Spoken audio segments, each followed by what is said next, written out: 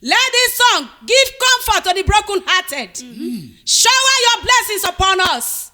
Holy Spirit, infuse us with your strength and knowledge to sing and praise you and never worry. In Jesus' mighty name we pray. Amen.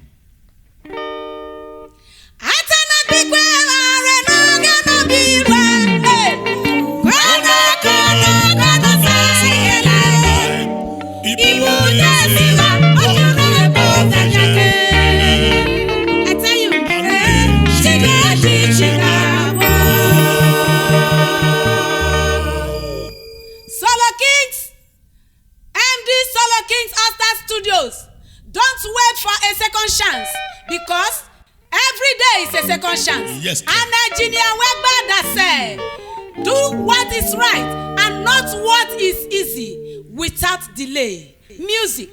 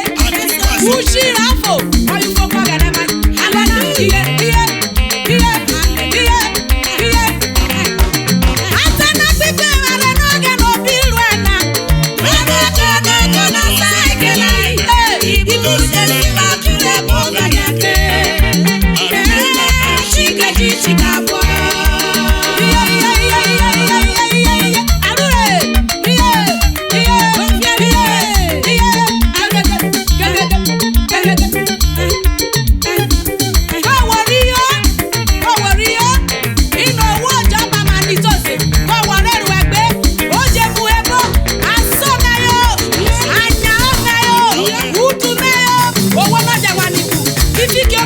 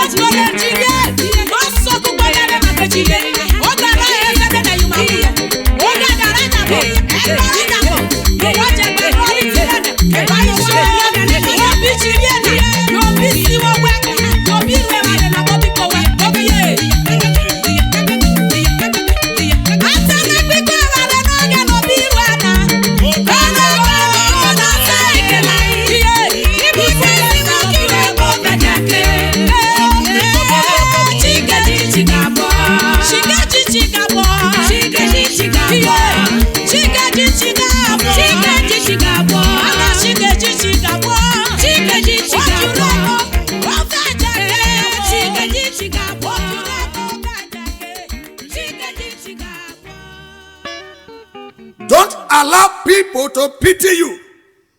Gideon, you are not a product of pity, but a product of celebrity.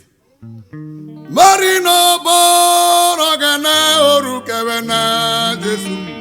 Marino borogana orukevena.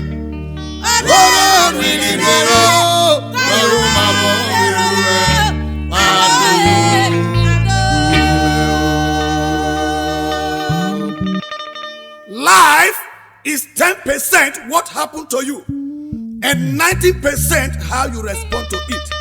Listen, whatsoever you are passing through will not see your end, but you will see the end of it. Music.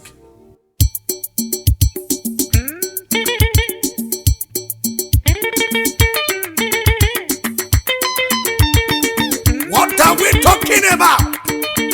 Hey, hey, hey. The love of God is unconditional. That the blessing of God is conditional.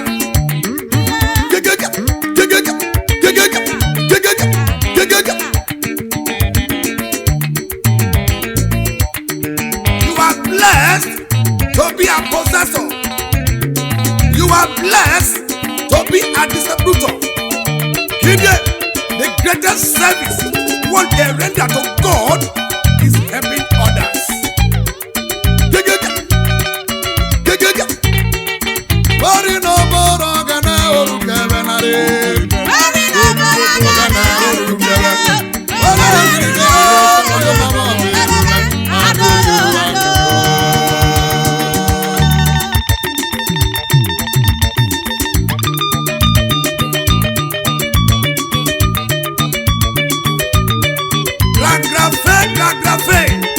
In Hebrew language, meaning what is written is written.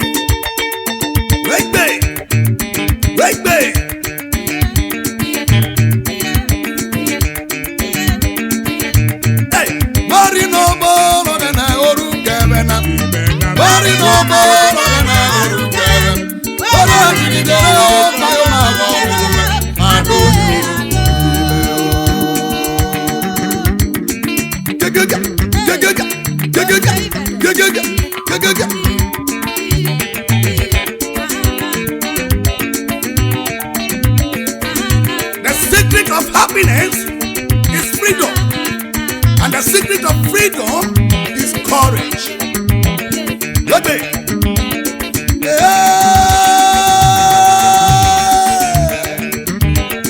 The Lord is good.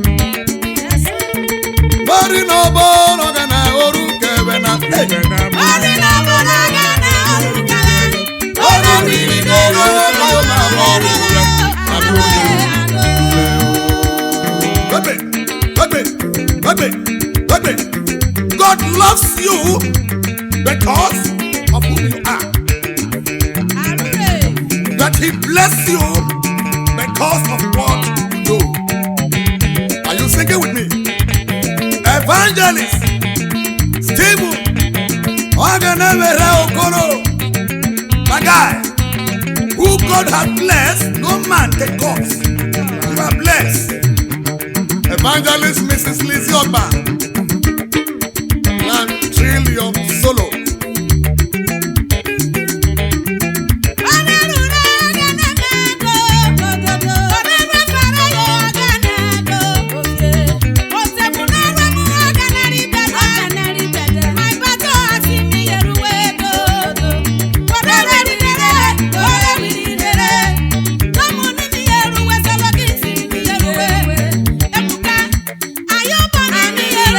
Baba,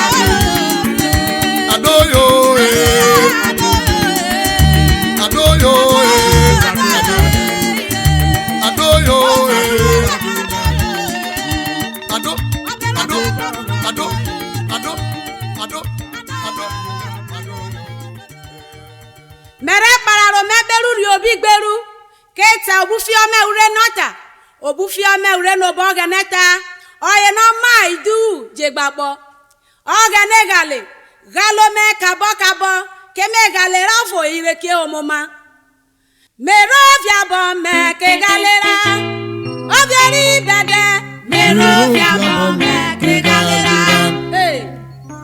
emi to me yeme edosa yeme merovia bo me Apostle Solo Kings Ayobo Ebruke, join me and let us knock the windows of heaven for blessings to flow.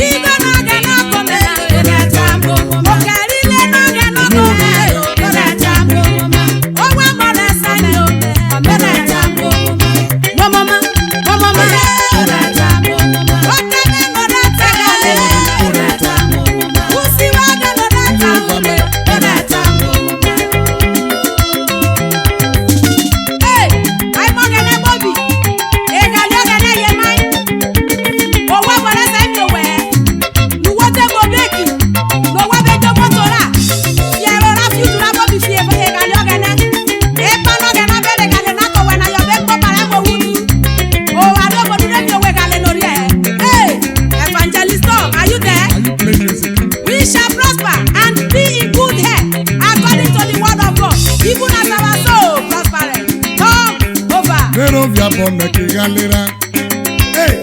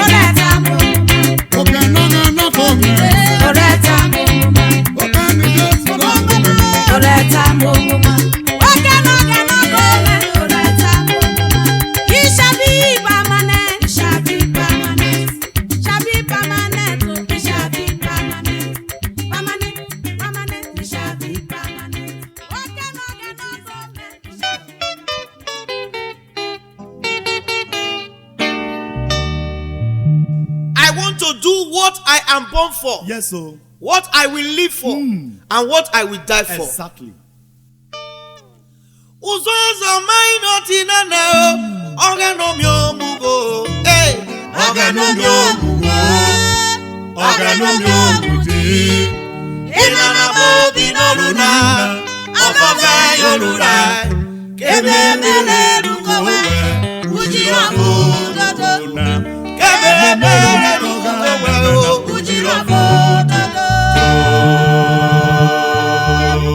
Mami Lizzy mareso bedugu mai.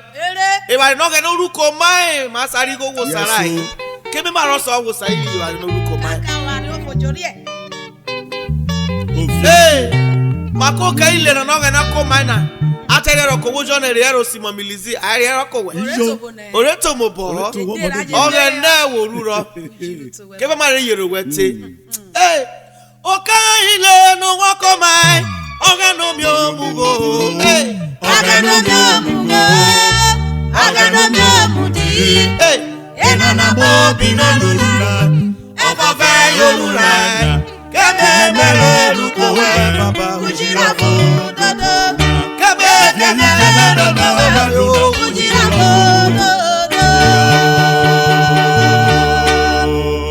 Engineer Wise Mawegba, aka almost a fine. Let's go on music. Let's praise God together. Hey, Ojakwa no isoko. What tell you I no get no ruko when nyase magbejiri eyi. Omiemugo. Ogeno miemuti. Omiemugo.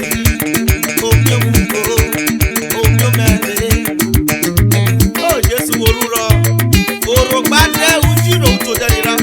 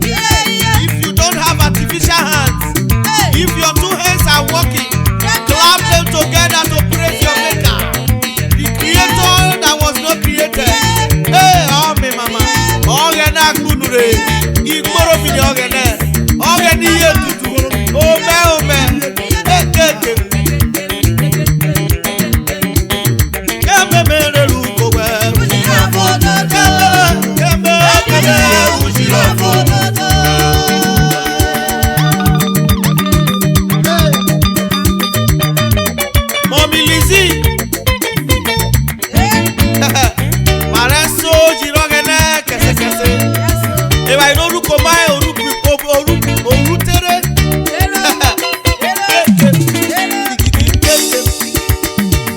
Ufanto mai no ti nene ogano mi omugo. Ogano mi omugo. Ogano mi omugo. Eba bo bino ruko me. Omo ka yo rura. Eba me ruko.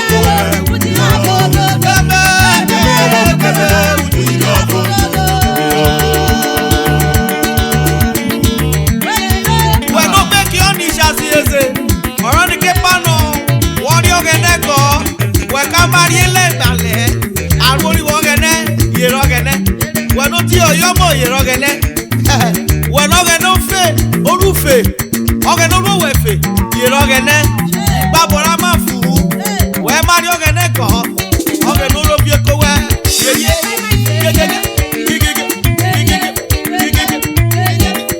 efe ogene ko we ogene obi owo hey ogene obi owo ena na obi no ruko ogene yoru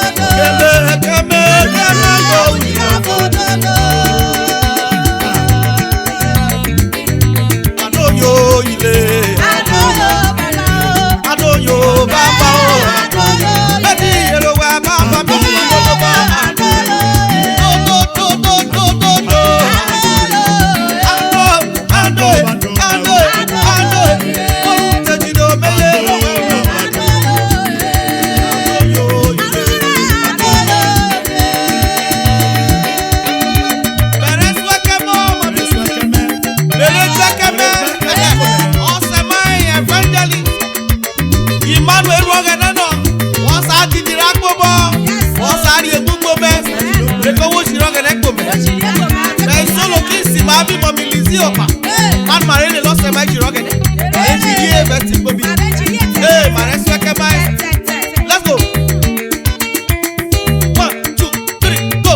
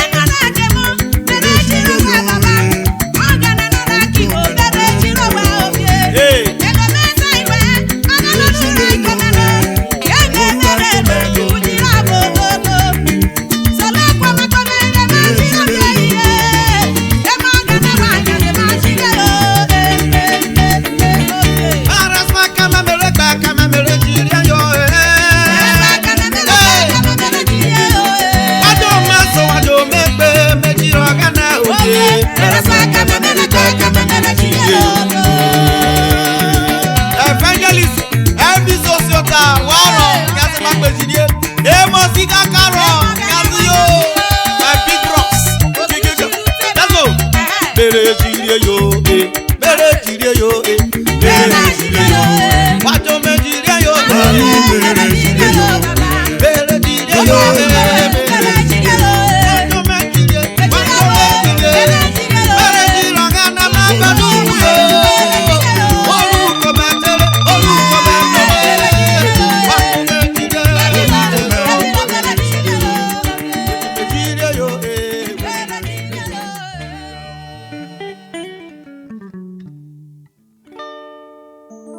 No one like you, Jesus, no one like you. No one like you, Daddy, no one like you. Menyisi menyegala, no one like you. Arwa wode sowe, no one like you. Wofie, no one like you, Jesus, no one like you. Hey, no one like you, Daddy, no one like you. Menyisi menyegala, no one like you. Wofie di bada, arwa wode sowe, no one like you.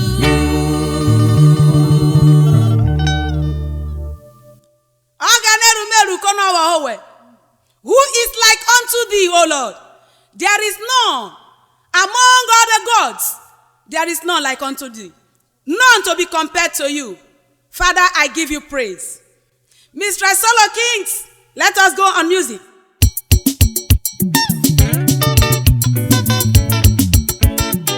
Your hands, oh.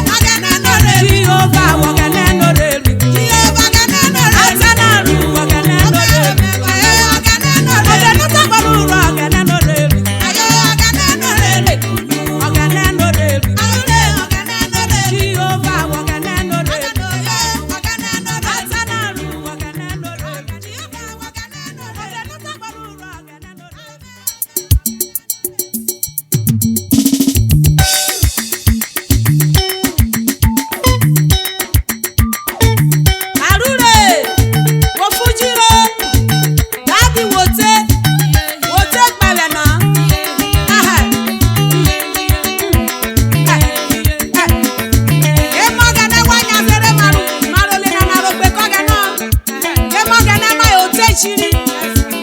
Eware no bi we ba uso azo na kede kede. Ite no mero chirie.